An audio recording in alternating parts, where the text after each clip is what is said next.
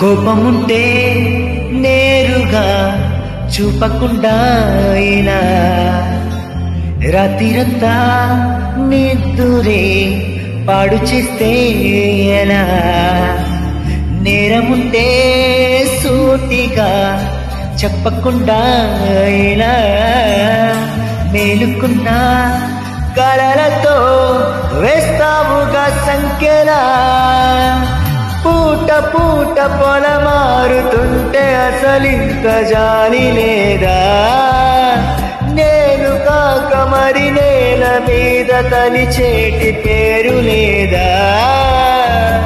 క్షణమైనా నిలబడనిస్తే నీకు ఊసిపోదా మేఘాలు లేకున్నా నా పైన ఈవాన రాగాలు తీసే